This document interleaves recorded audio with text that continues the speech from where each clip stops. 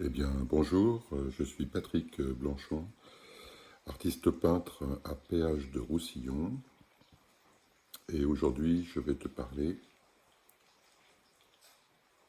De quoi je vais te parler aujourd'hui? J'en sais rien. Bonjour, Patrick Blanchon, artiste peintre. J'aimerais te parler aujourd'hui du vide et de ne pas savoir quoi peindre et ne pas savoir quoi dire. Donc, comme exemple, c'est cette vidéo, par exemple. Je commence une vidéo sans savoir du tout de quoi je vais parler. Eh bien, bonjour, Patrick Blanchon, artiste peintre, et aujourd'hui, j'aimerais te montrer comment j'improvise, en fait, en peinture ou bien en vidéo, puisque je ne prépare jamais de plan et que j'aime être surpris, en fait, par ce qui arrive. Eh bien, bonjour, Patrick Blanchon, artiste peintre. Je commence cette vidéo sans savoir où je vais. C'est quelque chose que je fais naturellement en peinture et je voulais savoir si ça fonctionnait également pour la vidéo parce que je vois des gens qui sont très très professionnels, qui préparent tout par écrit et puis ensuite qui font leurs vidéos à partir de cette préparation. Et alors ça roule très très bien, c'est magnifique, etc. Mais peut-être même un peu trop. Donc j'aimerais bien aujourd'hui euh, me montrer et te montrer en fait ce que l'improvisation peut réaliser dans ce genre de travail. Eh bien bonjour, Patrick Blanchon, artiste peintre. Je démarre cette vidéo exactement de la même manière que je réalise mes peintures, c'est-à-dire en ne sachant pas du tout où je veux arriver.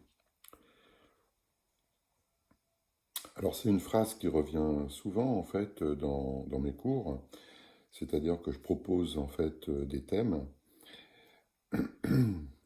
Alors le thème, il y a quand même un but, hein, c'est de répondre au thème, c'est-à-dire si on part sur le thème d'un paysage abstrait, tenter aussi bien que possible de ne pas se retrouver avec un visage abstrait, même abstrait. Là on sort du thème et voilà. Donc qu'est-ce que ça veut dire en fait partir d'un thème tout d'abord. Là, par exemple, je n'ai pas de thème, mais j'ai quand même une intention. C'est-à-dire que j'ai l'intention de passer un message au travers de cette vidéo pour rassurer les gens qui ne savent pas où ils vont. Puisque c'est en fait de ça que ça parle, en fait. Hein. La peinture, c'est que souvent on est bloqué parce qu'on ne sait pas où on va. Alors à moins de prendre un modèle, de se donner comme but, en fait, d'atteindre le plus de ressemblance avec ce modèle.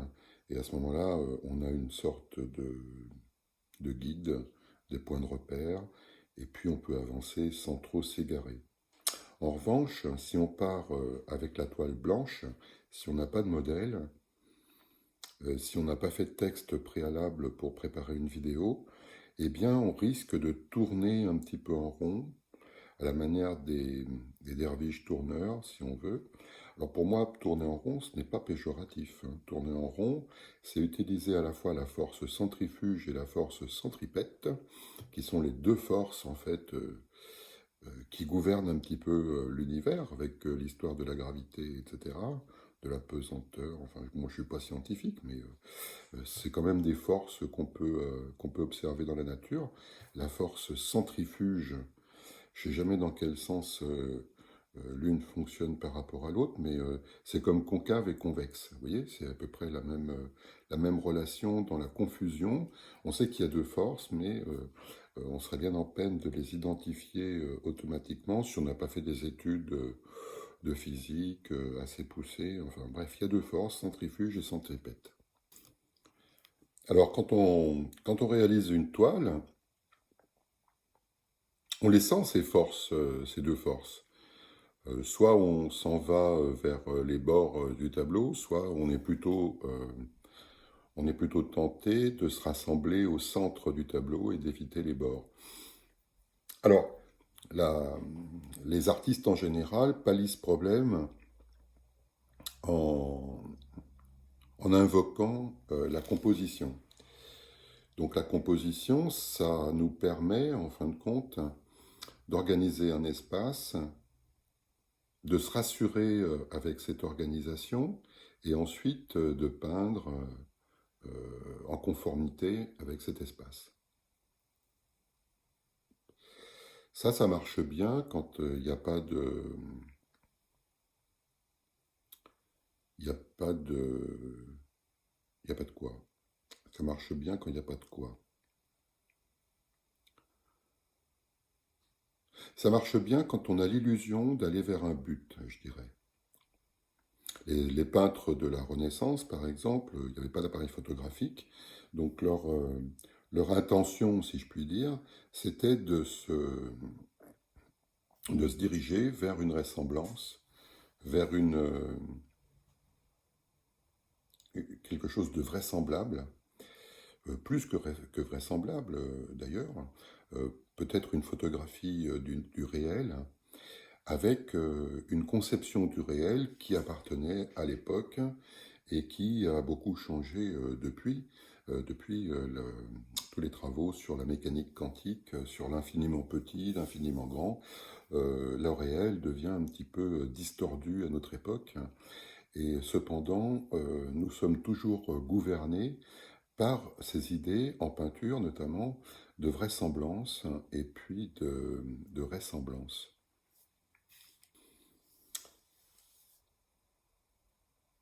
Alors, j'associe tranquillement les idées qui me viennent, exactement comme j'associe en fait les couleurs, les masses, les lignes euh, qui, euh, qui me viennent au bout de la main, si je puis dire, quand je peins. Et là, tout de suite, je repense à un interview en fait que j'ai subi, si on peut dire, de la part d'une journaliste d'un journal régional j'étais dans le sud-ouest. Donc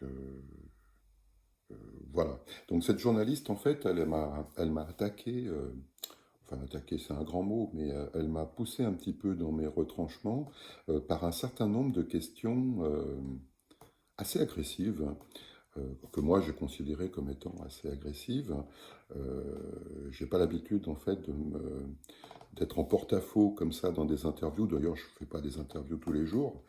Mais généralement, les journalistes se renseignent sur la biographie du peintre, regardent un petit peu sur Internet ce qu'ils peuvent glaner, puis en fait, quand ils se retrouvent face au peintre, ils ont déjà un certain nombre de matériel avec lequel ils peuvent travailler, poser des questions en fonction poser des questions en fonction de ce qu'ils ont envie de creuser. Et là, visiblement, cette journaliste n'avait pas fait ce travail préalable.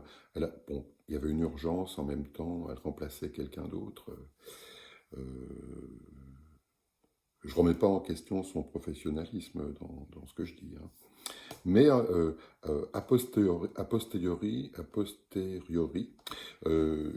me dis que c'était super parce qu'en fin de compte, elle s'est présentée devant mon travail avec toutes les interrogations que le public pourrait se poser, c'est-à-dire qu'est-ce que c'est que ce peintre qui fait des choses qu'on ne comprend pas, quoi, en fait, hein.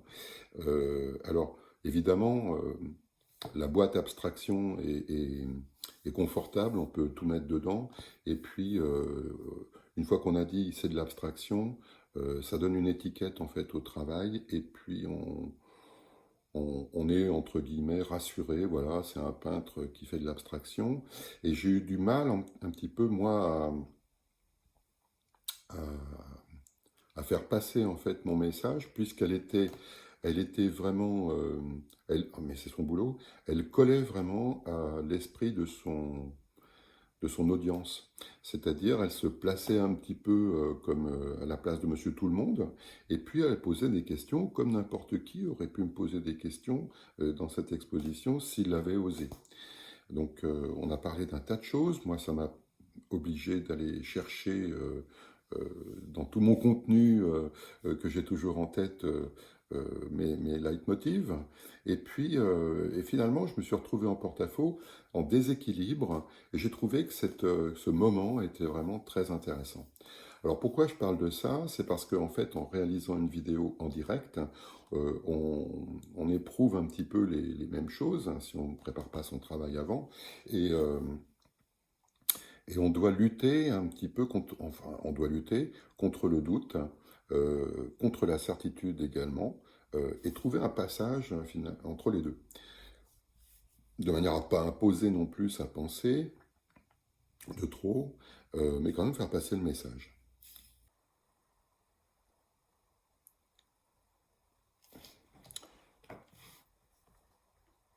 Alors, je vais encore revenir à un philosophe que j'aime bien, c'est Gilles Deleuze, hein, et qui, lorsqu'il évoque la- l'art, hein, ou les artistes, hein, en fait, il se pose un certain nombre de questions sur l'art. Est-ce que l'art est une information, en fait? Est-ce que l'art a pour but de donner des informations, et pour Gilles Deleuze, l'information se rapproche assez rapidement du mot d'ordre. Qu'est-ce que c'est qu'un mot d'ordre? En fait, c'est quelque chose qui nous formate, en fait. L'information formatée, c'est pas très loin.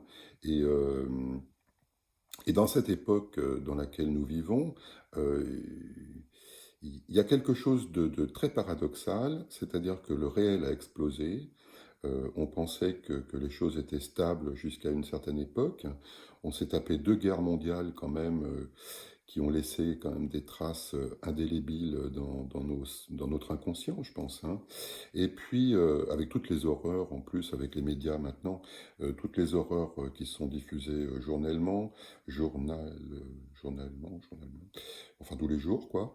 Et du coup, on se trouve confronté à deux versions, en fait, de la réalité. Une réalité à la Walt Disney, si je peux dire, et puis une réalité quand même assez inquiétante, avec, avec beaucoup d'incertitudes sur l'avenir de la planète, et notamment le nôtre, hein, puisque en fait on s'interroge beaucoup sur l'avenir de la planète, mais en fin de compte la planète elle peut très bien vivre sans nous, elle l'a déjà prouvé.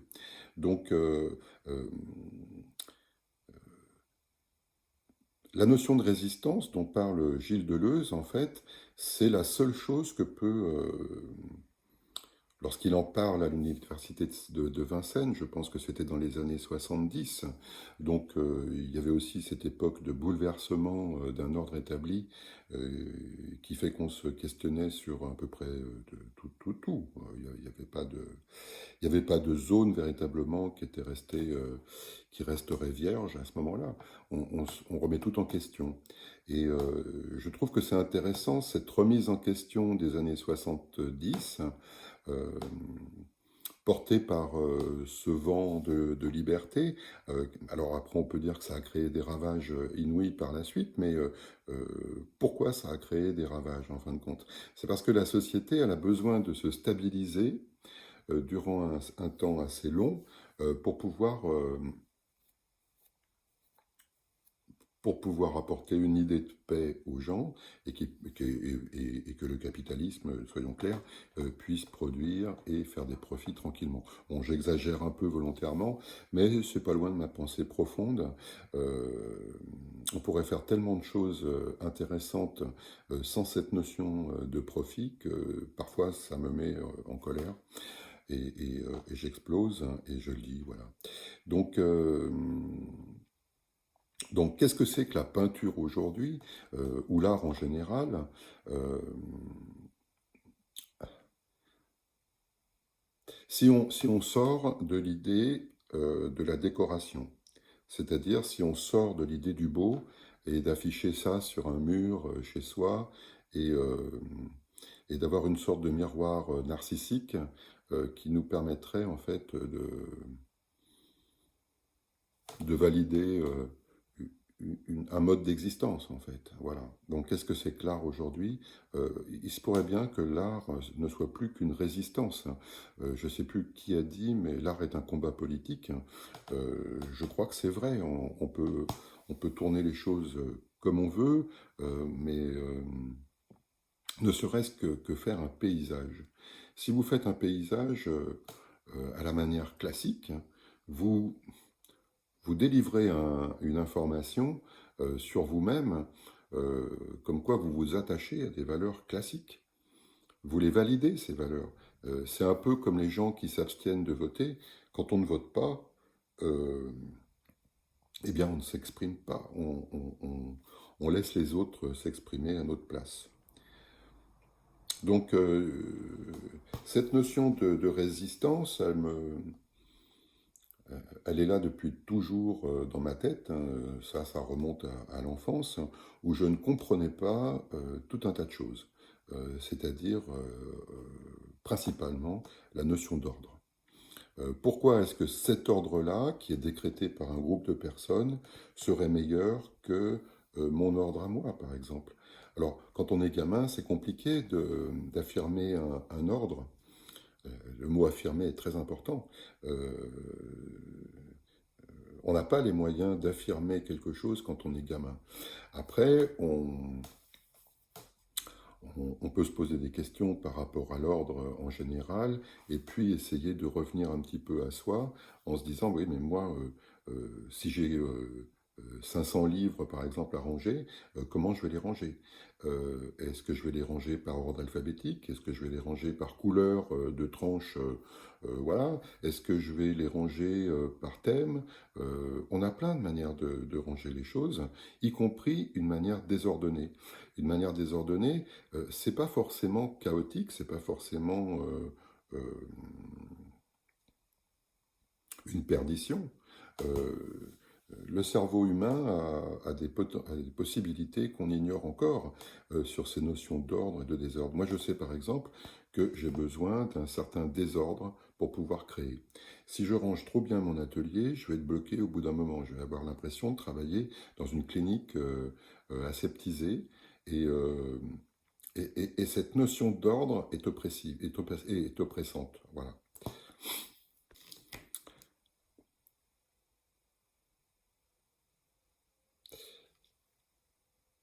Si on pense à l'art aujourd'hui, ce que j'observe, c'est que le marché de l'art se dirige beaucoup sur, enfin le marché de l'art, le public. Hein.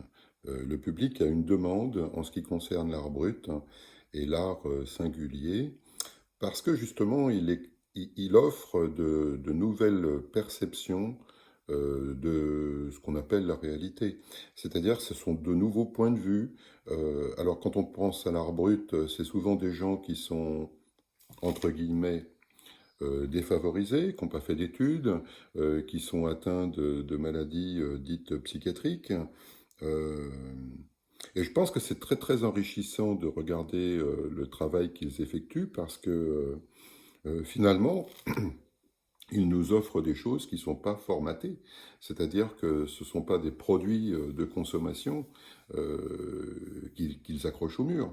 Ce sont des choses qui font en plus souvent sans le but de gagner de l'argent.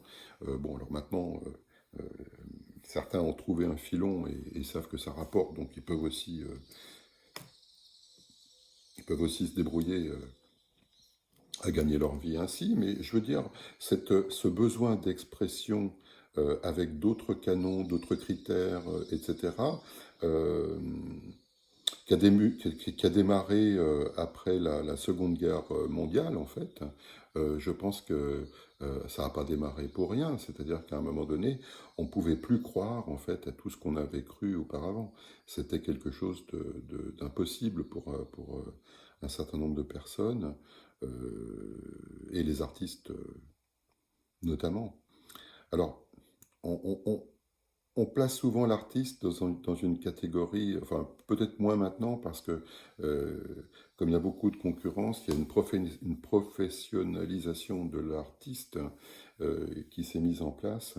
Maintenant, si vous allez sur les réseaux sociaux comme Instagram, euh, les- le nombre d'artistes est impressionnant. Il y en a, il y en a, il y en a, il y en a, il y en a. Je dirais qu'il y en a trop. Euh, donc il y a une espèce de course à l'échalote qui se base de plus en plus sur la présentation de son travail, sur, le, sur des aspects, je dirais, commerciaux, sur des aspects séducteurs, et parce que quelque part, à un moment donné, alors là je vais plutôt parler de l'art abstrait, qui est encore très présent en fait en peinture. Quand on regarde le nombre de travaux réalisés par des artistes dans le domaine de l'abstraction, on a le tournis parce qu'il y en a énormément et en plus, beaucoup se ressemblent. Donc il y a une difficulté d'identifier une œuvre par rapport à une personne au bout d'un moment parce qu'on est noyé par la quantité et donc euh, l'œuvre d'art en fait rétrograde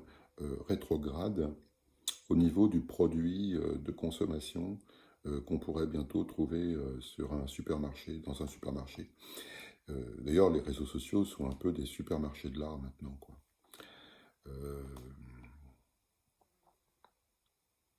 Donc la résistance, elle peut s'effectuer aussi, elle peut être confondue plutôt avec l'aspect caractériel, c'est-à-dire euh, résister, c'est aussi refuser un certain nombre de poncifs, de clichés, et puis tenter d'affirmer autre chose par un comportement. Euh, alors sans rentrer dans des extrêmes, et pourquoi, bon, remarquez, pourquoi pas, hein, quand Bansky ou je me rappelle plus le nom de cet artiste, bref, je ne veux pas parler de ce que je maîtrise pas bien, mais il y a des artistes actuellement qui font des happenings euh, montrant clairement en fait leur position politique. Alors on peut mettre ça après. On peut confondre l'art avec un combat politique, mais ce n'est pas qu'un combat politique non plus. L'art est toujours un combat politique, mais ce n'est pas qu'un combat politique. Il y a autre chose qui rentre en ligne de compte. Alors, cette journaliste dont j'ai parlé tout à l'heure, en fait, à un moment donné, euh, quand elle a rassemblé un certain nombre d'informations sur ce que je disais, elle a résumé tout ça en disant, mais finalement, c'est une autothérapie. Alors, c'est vrai que ça pourrait être confondu avec une autothérapie. L'art guérit. C'est vrai que ça guérit l'art. Moi, si je ne peins pas, par exemple, je suis très mal. Je vais emmerder tout le monde. Euh, je vais être à la limite de l'agressivité parce que la peinture est un canal pour moi pour libérer un certain nombre de choses qui m'oppressent. La peinture me calme, mais je me confonds pas la peinture avec une thérapie. C'est pas le but n'est pas ça. Je ne suis pas art thérapeute non plus. Quand je discute avec mes élèves, je leur donne un certain nombre de conseils qui dépassent la sphère de la peinture. On parle beaucoup de philosophie dans mes cours, mais j'ai pas pour vocation d'être un art thérapeute. Ça, c'est un autre métier. Euh, j'ai pas cette compassion-là, en fait, ni pour les gens, ni pour moi-même, euh, ni cette prétention de penser que je peux les guérir ou les aider à se guérir à travers ma peinture. Euh, non, c'est plutôt un combat contre un ordre établi, hein, très certainement, qui me permet de chercher en fait des compositions inédites, des assemblages de couleurs inédites, euh, sans perdre de vue l'idée Et c'est ça peut-être sur lequel je bloque encore peut-être un peu, j'en sais rien, à voir par la suite, mais sans perdre de vue l'idée d'une certaine beauté, d'une certaine esthétique, d'un certain esthétisme. Alors, c'est très compliqué cette notion d'esthétisme parce que, comme je le disais, on est encore très attaché par l'esthétisme classique de la Renaissance, euh, et même de toute la peinture du 19e siècle, hein, quand on regarde les impressionnistes, même les peintres modernes, quand on a fini par se familiariser avec Cobra, avec toute la peinture l'expressionnisme abstrait, par exemple, l'abstraction lyrique, etc. Bon, finalement, tout ça, ça devient classique maintenant, aujourd'hui, et on est maintenant au 21e siècle. euh, Qu'est-ce qu'on fait quand on peint? Est-ce que c'est la présentation d'une toile sur un mur qui serait donc le résultat final de toute cette opération alchimique, hein, j'aime bien utiliser le mot alchimique.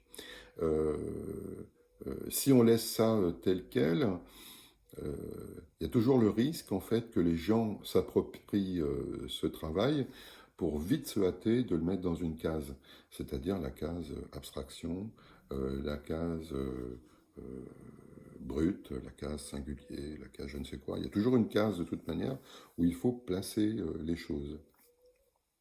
D'où ma volonté, si je puis dire, mais est-ce que c'est une volonté? C'est parce que je ne peux pas faire autrement, en fait, hein, euh, de, de, de peindre des choses qui sont souvent d'apparence hétéroclite. C'est-à-dire que je peux très bien passer, en fait, d'un tableau figuratif à un tableau d'idées abstrait. Tout ça parce qu'en fait, le sujet en fait, du tableau, si on peut dire qu'il y a un sujet, ce sujet est un prétexte. Et une fois qu'on a découvert que le sujet était un prétexte, c'est assez compliqué de faire confiance véritablement au sujet. C'est plus des forces internes, c'est plus des problématiques internes qu'on essaye de mettre sur la toile. Euh, et de trouver une issue qui soit générale. C'est-à-dire de ne pas rester non plus dans quelque chose d'anecdotique qui n'intéresserait que soi-même, mais de tenter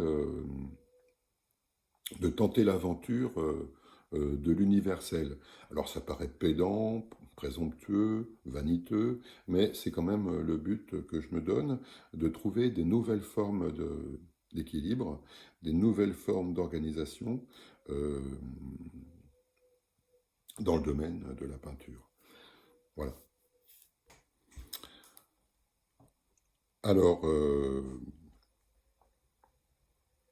partir de la notion d'égarement, c'est-à-dire de la notion du brouillon, de la notion de l'ébauche, de la notion de tourner en rond, finalement, c'est un peu le sujet de cette vidéo. Euh, alors, qu'est-ce qu'on peut en retirer en fin de compte? En fin de compte, l'égarement, c'est-à-dire une forme de mise en danger, hein, mise en danger parce qu'on n'a pas préparé quelque chose, on n'a pas prévu, on n'a pas tenté de se rassurer par avance, de calmer une peur. Tout ça fait en fait qu'on se trouve toujours en équilibre sur un fil. Alors sans utiliser le cliché que représente l'image du funambule, parce que ça c'est un peu facile. Euh,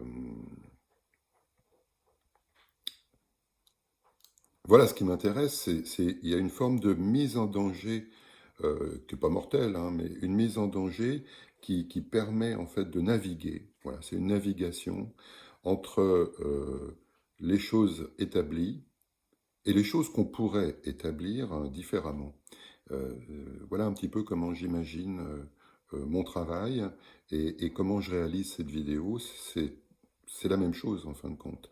Et on s'aperçoit que quand on s'égare, euh, on est, alors c'est un peu exagéré, dans une position de survie. Et cette survie, elle est géniale parce qu'on on est obligé d'extraire des forces en soi des ressources euh, pour continuer à avancer. Si on est trop stable dans une idée des choses, dans une idée de la peinture, dans une idée de la vidéo, dans une idée de la représentation, on va faire on va faire un produit fini qui va ressembler à beaucoup de produits finis. Qu'est-ce qui va faire la différence? Euh, c'est l'humain, en fin de compte. C'est l'humain qui compte. Voilà ce que je pourrais dire aujourd'hui sur cette vidéo. Ce qui est important, c'est l'humain.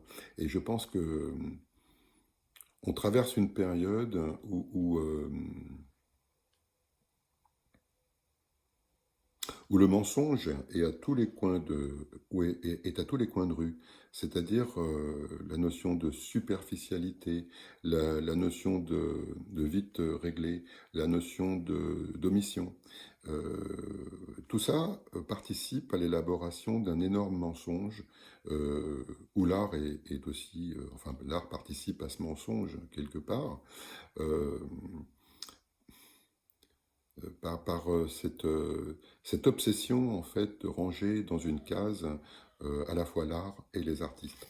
Mais je pense que l'art et les artistes ne se rangent pas dans des cases. C'est pas si simple que ça, et c'est ce que voudraient en fin de compte euh, les, les, les détenteurs, entre guillemets, marché de l'art. C'est-à-dire que c'est beaucoup plus confortable, effectivement, pour un galeriste d'avoir des artistes qui sont facilement identifiables au premier coup d'œil, c'est-à-dire des gens qui font toujours à peu près la même chose, ou qui disent toujours à peu près la même chose à travers leur travail. Ça rassure, en fin de compte, à la fois les artistes et les acheteurs. Parce que automatiquement, on sait, alors pour reprendre des tableaux classiques, mais on sait tout de suite, en voyant des tournesols, peints d'une certaine manière, que c'est Van Gogh qui les a peints. Van Gogh, qui, je le rappelle, a crevé de faim beaucoup de fois dans sa vie, n'a jamais été reconnu de son vivant véritablement, et qui aujourd'hui, ses œuvres aujourd'hui, atteignent des millions. Mais quand on est artiste, on ne pense pas à ça, on ne devrait pas penser à ça. On ne devrait pas penser à sa postérité, c'est terrible de penser à des choses comme ça. Non, quand on est artiste, on devrait penser à exercer son art, tout simplement. Voilà. Et ben, j'en ai terminé pour cette vidéo un peu désordonnée, un peu chaotique, euh, sans préparation, sans plan. Et ben écoute, si elle t'a intéressé, n'hésite pas à t'abonner, n'hésite pas à mettre un pouce, comme on dit sur YouTube. Et puis, n'hésite pas aussi à commenter, ça m'intéresse toujours d'avoir des retours, qu'ils soient bons ou mauvais, peu importe, c'est ton avis, et ton avis m'intéresse. Allez, à bientôt et bonne journée.